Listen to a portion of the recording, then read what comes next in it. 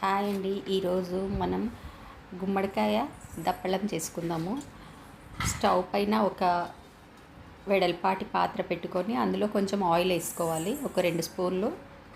ఆ తర్వాత ఆయిల్ బాగా వేడైన తర్వాత కొద్దిగా మెంతులు, ఆవాలు, జీలకర్ర వేసుకోవాలి. ఆవాలు జీలకర్ర చిటపటలాడిన తర్వాత కొద్దిగా కరివేపాకు, పచ్చిమిర్చి,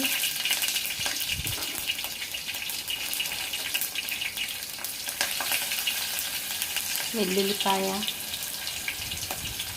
అన్నీ వేసి బాగా ఫ్రై అయ్యేలా వేయించుకోవాలి. ఉల్లిపాయలు పొడుగ్గా కట్ చేసుకున్నాను. పొడుగ్గా ఉంటే కర్రీ బాగా గుజ్జుగా వస్తుంది. గుమ్మడికాయ చాలా టేస్టీ కర్రీ, ఇంకా చాలా హెల్తీగా ఉంటుంది. హెల్త్ కూడా చాలా మంచిది. ఫైబర్ కంటెంట్ చాలా ఎక్కువగా ఉంటుంది గుమ్మడికాయలో. అందుకని మనము కనీసం ఒక 15 డేస్ ఒకసారి అయినా తప్పకుండా తినాలి. కొద్దిగా పసుపు వేసుకున్నాను. ఇవన్నీ బాగా ఫ్రై అవ్వాలి. పచ్చిమిర్చి, ఉల్లిపాయ పచ్చివాసన పోయేదాకా ఫ్రై అవ్వాలి. కావాలంటే కొంచెం ఉప్పు వేసుకోండి. నేను వేయట్లేదు, కానీ కొంచెం ఉప్పు వేసుకోవాలనుకుంటే వేసుకోవచ్చు. బాగా ఫ్రై చేసి కొంచెం కరివేపాకు వేసుకుందాం.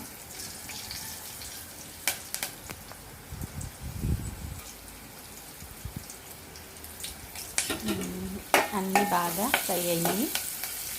ఇప్పుడు ఒక గుమ్మడికాయ నేను ఒక 1/2 కేజీ పైన ఉంది, చిన్న చిన్న ముక్కలుగా కట్ చేసుకున్నాను.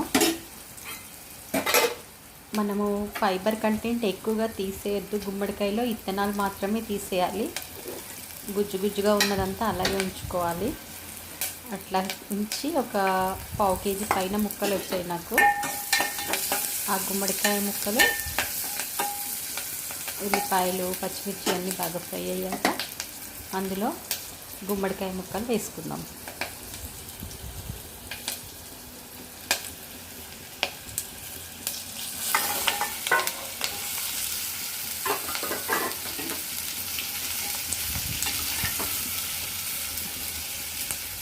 బాగా కలుపుకోవాలి.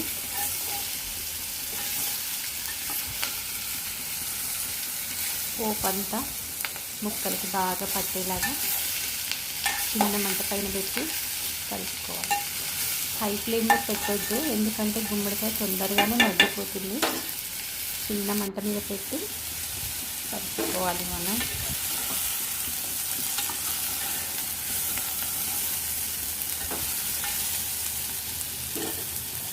కాసేపు మూత పెట్టి ఉడికించుకుందాం. ఉప్పు సరిపడా వేసుకొని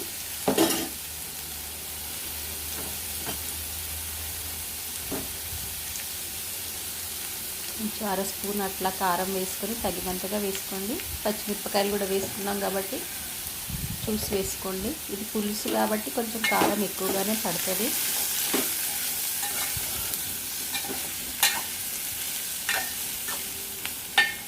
మంచిగా కలుపుకోవాలి.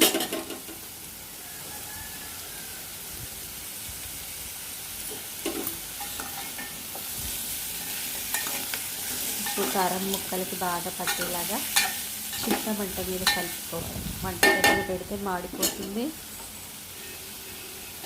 కొద్దిగా ఒక చిన్న నిమ్మపండు అంతా చింతపండు పులుసు అందులో వేసుకున్నాను. కొద్దిగా బెల్లం కంపల్సరీగా వేసుకోవాలి. అప్పుడే చాలా మంచి టేస్ట్ వస్తుంది గుమ్మడికాయలో. అన్నీ వేసి కలుపుకున్నాం.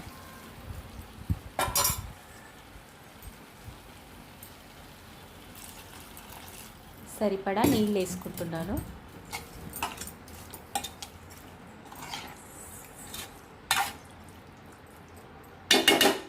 మనకు గ్రేవీ ఇంకా చిక్కగా కావాలంటే